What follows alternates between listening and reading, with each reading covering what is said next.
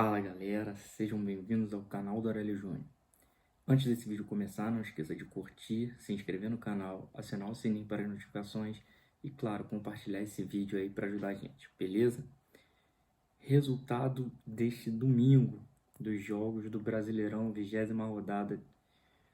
E vamos começar pelos jogos, né, mais cedo, ali das 4 da tarde. Começando por Vasco e Palmeiras. Vitória do Palmeiras fora de casa, mais uma vitória. O Palmeiras vem se recuperando no campeonato, apesar de não ter feito um bom jogo. O jogo foi bem ruim de ambas as partes. O time do Vasco tecnicamente é fraco. Você vê que já tem alguma evolução em termos coletivos. O time vem criando mais chances, mas tecnicamente é muito fraco e isso atrapalha. O Palmeiras é diferente, acabou de chegar o técnico novo.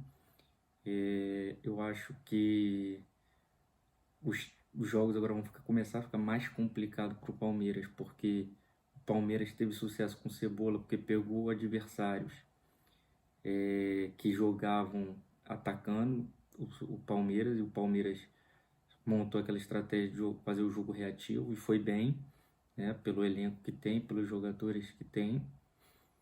E hoje o Palmeiras conseguiu uma vitória num pênalti, vamos dizer assim, porque o Luiz Adriano perdeu o pênalti, mas no rebote ele marcou o gol, bateu mal o pênalti, mas deu sorte que o goleirão rebateu para frente da área, e aí ele pôde marcar no rebote e deu a vitória ao Palmeiras. Então, com a vitória, o Palmeiras chegou a 31 pontos, está a 5 pontos do Internacional e tem um jogo a menos, né, com o próprio Vasco, né, da primeira rodada ainda do Brasileirão. Então, assim, o Palmeiras tem, com o elenco que tem, apesar de eu não achar nada demais o elenco, mas é melhor do que a maioria dos outros elencos do Brasileirão, e principalmente sem treinar, né? Porque hoje só o Atlético Mineiro, né, tem essa, dos grandes, né, tem essa vantagem de só ter uma competição para treinar. Então, o Palmeiras está se recuperando aí e passou a ser um candidato forte ao título também, né, com essa vitória. Apesar do futebol apresentado não garantir que o Palmeiras seja um candidato, tá certo? Outro jogo da rodada, o Bahia venceu o Botafogo por 1-0. Gol de pênalti no finalzinho, pênalti, aquele bola na mão, aquele pênalti bem complicado, mas eu entendo que a regra anterior a gente já estava muito mais acostumado com a intenção do jogador de botar a mão na bola e tal, mas eu também acho que essa regra de bater a bola na mão da pênalti é boa porque tira a subjetividade do juiz. Porque quando você põe a subjetividade, você vai ter juízes que vão dar, vão ter juízes que não vão dar. A partir do momento que você tira isso, bateu na mão é falta, bateu na mão é pênalti, acabou, tá certo? Então, assim, o Botafogo deu azar, foi no último lance do jogo, e o Bahia, que não tem nada a ver com isso, conseguiu mais uma vitória, já tinha ganhado bem no meio da semana pela Sul-Americana, né? Então, o Bahia vem se recuperando, o Mano acho que achou o caminho ali para fazer esse time do Bahia jogar, né, com jogadores experientes, né, o Rodriguinho, o Elias, o próprio Rossi, que é banco lá agora. Então vamos ver o que o Bahia pode ainda fazer nesse campeonato, né, porque tem elenco para tá brigando aí por posições mais intermediárias, mais para cima, do que tá brigando para não cair, tá certo? O Botafogo é aquilo, além da fase ser ruim, né, o elenco é ruim. E aí não ajuda, porque se o elenco ainda tivesse alguns jogadores que pudessem, né, com a estrela, com sua qualidade, virar as partidas ou fazer o Botafogo ganhar, mas nem isso o Botafogo tem. Os dois jogadores internacionais, o Honda e o Calu, estão mais pro final de carreira, então dificilmente eles vão desempenhar esse papel nesse time, tá certo? Outro jogo, o Internacional, líder do campeonato, tropeçou dentro de casa contra o Coritiba, 2-2, né? O Inter que venceu o jogo por 1-0. O Coritiba empatou, né? Buscou o empate com o Giovanni Augusto. E aí o Inter vai ter um jogador expulso, na minha visão, exagerada a expulsão. Eu achei que ele não teve a intenção, mas é difícil. Eu acho que o VAR nessas situações é complicado, porque quando cai na câmera lenta, dá a impressão que o jogador teve a intenção de pisar. E aí fica difícil você ir contra a imagem, né? Ele pisou, apesar de eu achar que ele não teve a intenção, ele pulou e tudo, mas não conseguiu evitar o choque e acabou pisando no jogador do Curitiba. O Inter ainda assim foi melhor que o Curitiba, só que aquilo também, a qualidade técnica dos jogadores do Inter não é lá essas coisas. E o Inter penou, teve várias chances e não conseguiu transformar isso em gol. Acabou fazendo o segundo gol mesmo com um a menos.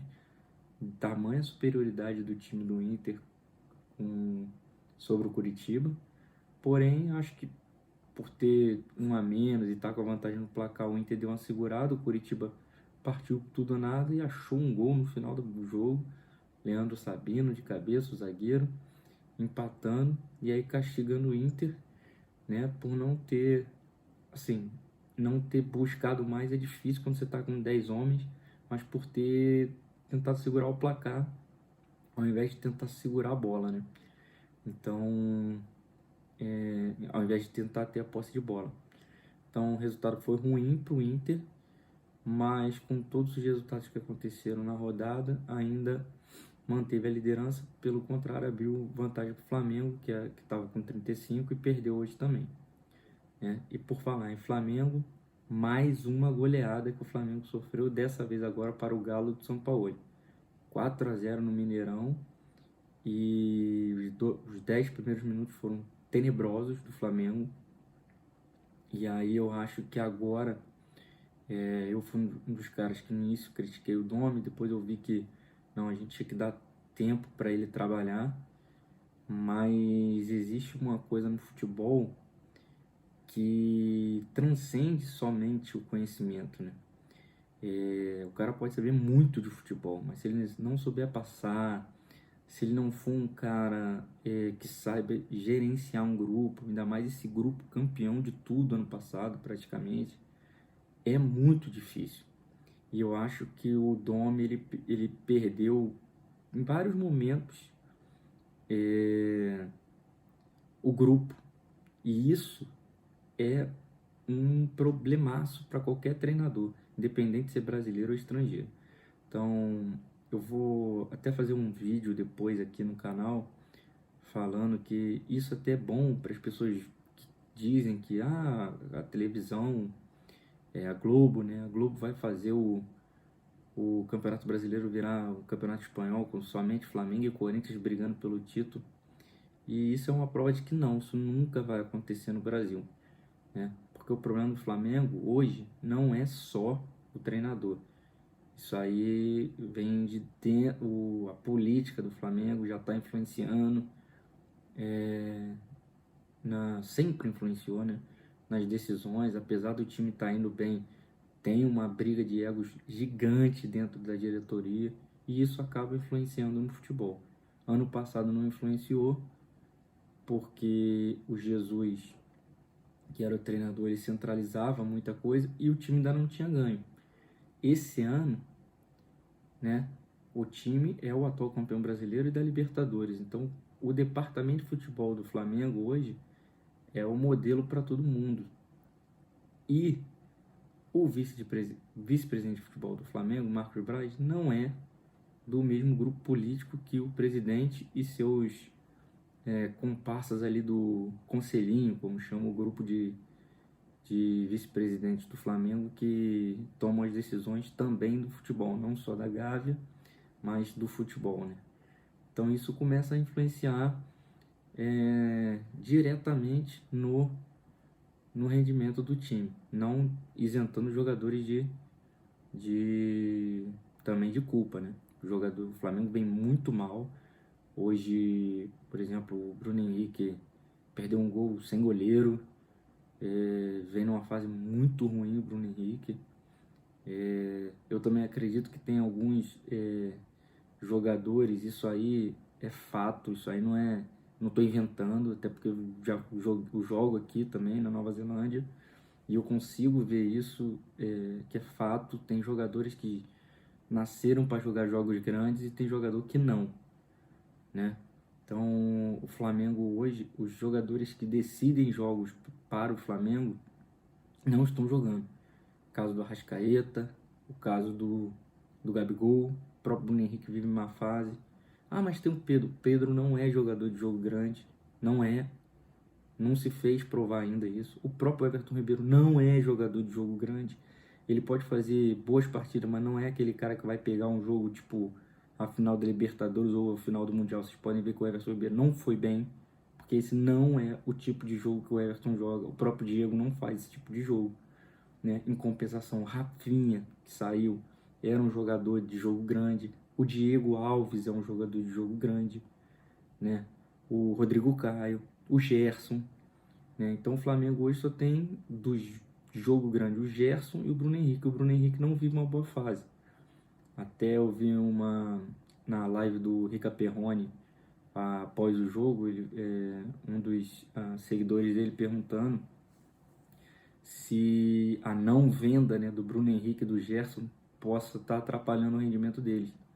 Eu acho que do Gerson não, porque o Gerson vem jogando bem, principalmente no segundo tempo ele foi o cara que mais apareceu do Flamengo, ainda que não tenha feito uma boa partida, que ninguém no Flamengo fez.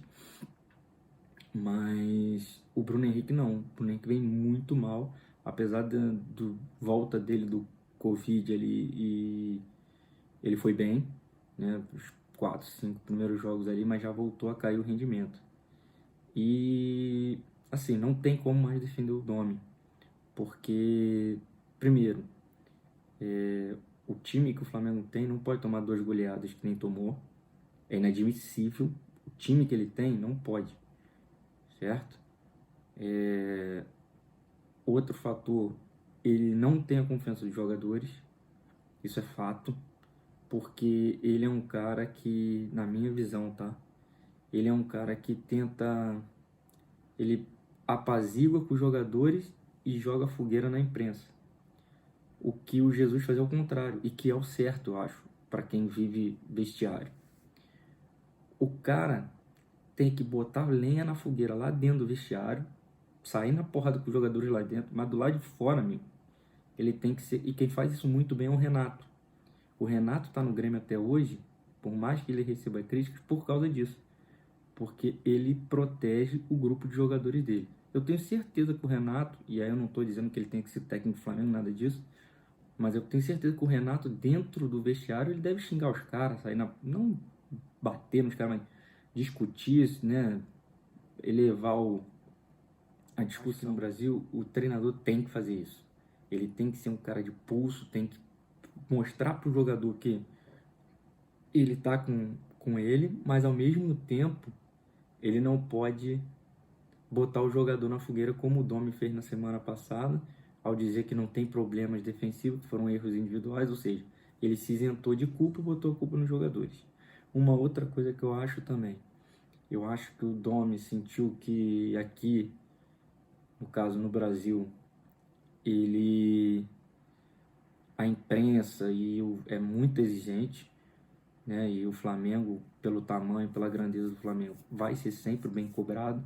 Então eu acho que o Dom meio que já sentiu que a batata dele tá assando, ele já recebeu uma proposta para voltar para os Estados Unidos. Então acho que ele, na minha opinião, ele já ligou, foda-se, com perdão da palavra. E tipo assim, meu irmão, não quer, me manda embora, eu já tenho proposta. Existe ainda a possibilidade, eu acho, até de chegar a um acordo, e ele vai lá pro Atlanta United, que é o clube da MLS que tá querendo ele, o Flamengo não paga multa, ele também libera e tal, sai num acordo e o Flamengo procura o técnico. Mas, infelizmente, não deu liga. Eu acho que o estilo de jogo dele, inclusive do próprio Guardiola, tá ultrapassado. Você vê que o Guardiola já é o segundo ano que não vem bem na Premier League, não vem fazendo bons jogos. Hoje não basta só ter a posse de bola, você tem que pressionar, você tem que agredir o adversário, e eu acho que é isso que falta no time do Domi. E, e é isso, eu acho que infelizmente para ele já deu, porque além dele não não está surtindo efeito, né, o que ele pensa do futebol, eu acho que ele já perdeu o vestiário. Quando você perde o vestiário, você perdeu tudo. Porque aqueles caras vão jogar por você, vão jogar pelo, pelo treinador, muitas das vezes, se não está funcionando o que ele está querendo. E quando o treinador não está com o grupo vai derrubar ele. Principalmente um grupo do tamanho desse do Flamengo, campeão de tudo. Tá certo? Outro jogo da rodada, Red Bull Bragantino 1, Santos 1. Placar foi justo, né? Apesar do Red Bull ter marcado só no último lance, o Red Bull teve mais chances de gol que o Santos. Eu acho que aquela empolgação do Cuca já começou a dar uma baixada no Santos, né? O time já não vem apresentando o mesmo futebol do início da passagem do treinador. O Red Bull, pelo contrário, vem evoluindo com o Barbieri, né? E é aquilo, o Barbieri é um muito bom treinador. É lógico que ele precisa de muito mais cancha para poder pegar um time, um dos 12, né? Porque ele foi treinador do Flamengo, ele foi bem, mas na hora H ele não tinha experiência para segurar o grupo. Mas no Bragantino, no Red Bull Bragantino, ele vem fazendo um bom trabalho e vem recuperando a equipe. O empate não foi bom para as pretensões do Red Bull, mas considerando todo o jogo, né, pelo futebol apresentado e por ter conseguido marcar só no último minuto, eu acho que o esforço do time foi recompensado, né? Mais um jogo, Fluminense e Grêmio, e aí a gente tinha falado do Renato, mais uma vitória do Grêmio, fora de casa. O Grêmio também está com um jogo a menos, e o Grêmio também já chegou ao oitavo colocado com 30 pontos, está a 6 pontos só do Inter.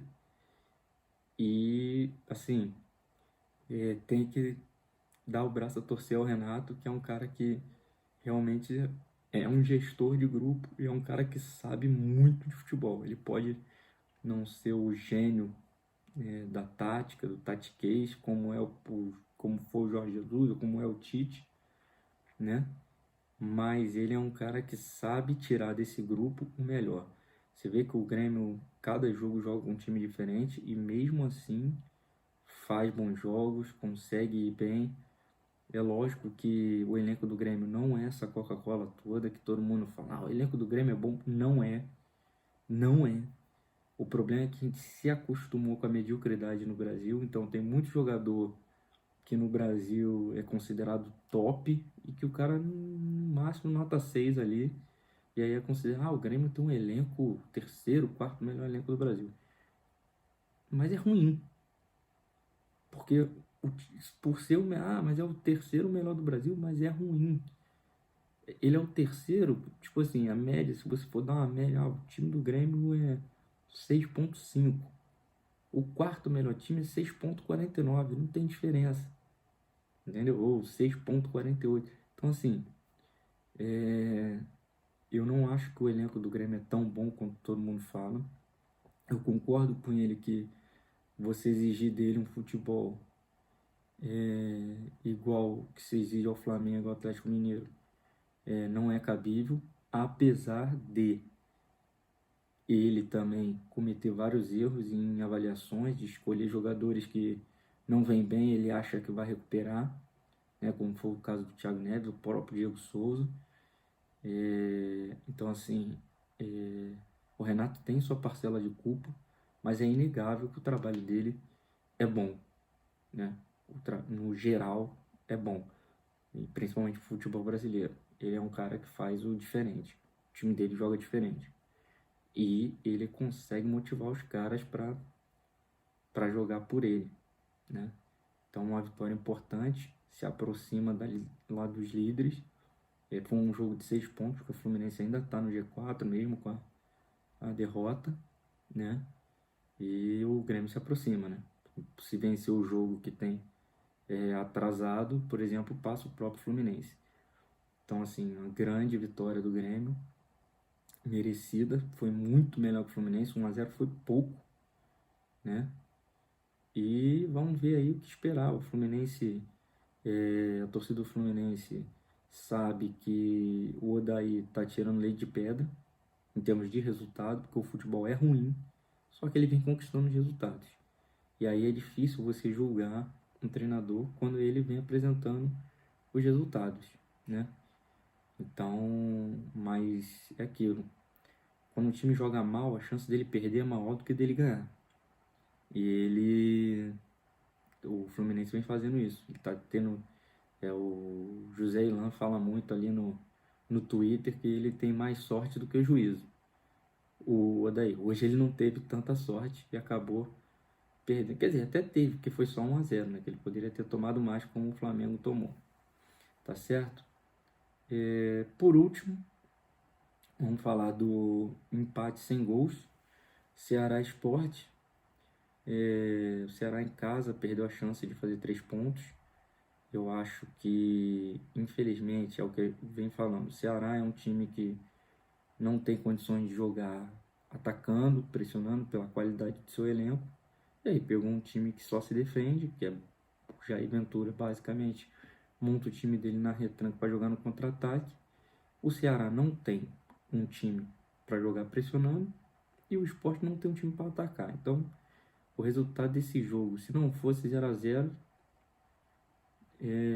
ou se não tivesse o jogo, porque infelizmente, assim, o Ceará tenta, mas é muito difícil, porque a qualidade técnica do time, do elenco, não permite você enfrentar um time que só joga na retranca, né?